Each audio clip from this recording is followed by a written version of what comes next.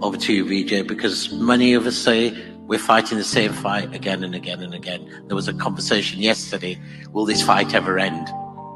Will this fight ever end? Well, first, Asad, thanks for forcing me to come to Glasgow. When I walk the streets of cities like this, Glasgow was the UK's second most important city.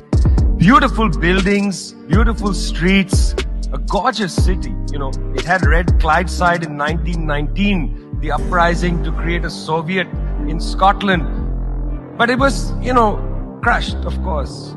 When I see cities like this, I think also about the other side of it. There's a phrase from Walter Benjamin, every monument of civilization is also a monument of barbarism.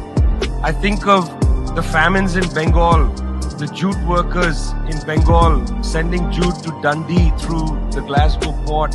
I think of human beings from Africa enslaved and brought from Ghana to the New World, and all those prophets getting sucked into cities like London and Glasgow. Between 1765 and 1938, the British Isles stole $45 trillion pounds from India. 45 trillion sterling from India.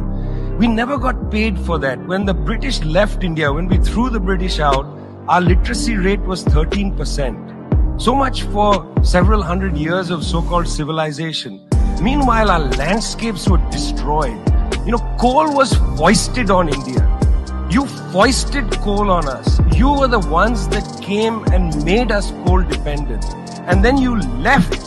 And now you dare to condescend to us. When I listen to Boris Johnson, when I listen to people like Joe Biden, when I listen even more to Emmanuel Macron, all I can think of is how condescending you are. You condescended to us 400 years ago.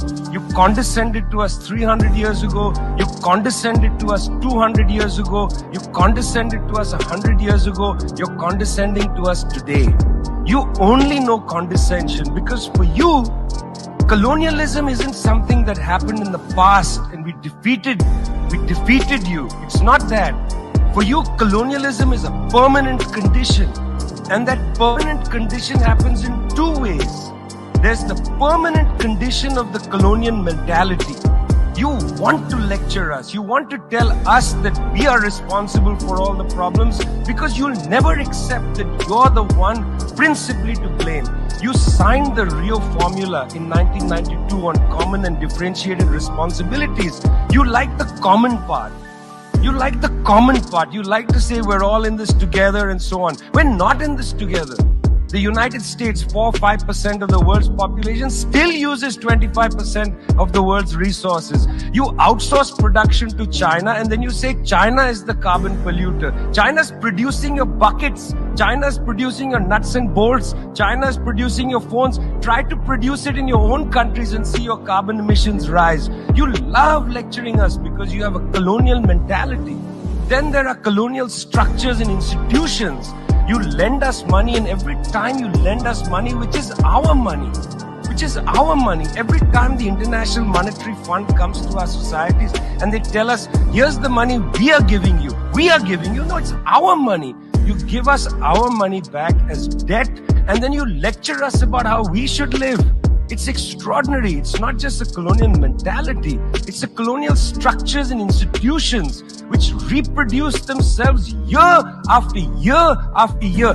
And let me tell you something. The climate justice movement, not clued enough on this. The climate justice movement is a movement that says we're worried about our future.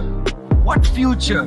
What future? Children in the African continent, in Asia, in Latin America, they don't have a future. They don't have a present.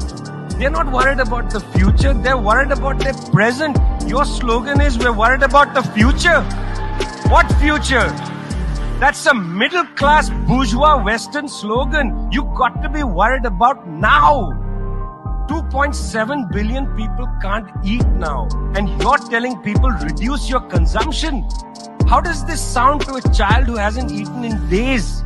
You've got to clue into this, guys. You've got to clue into this. Otherwise, this movement will have no legs in the third world. No legs.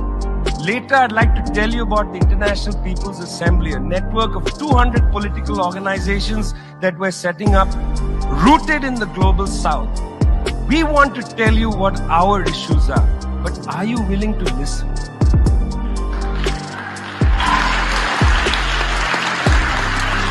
Thank you, Vijay.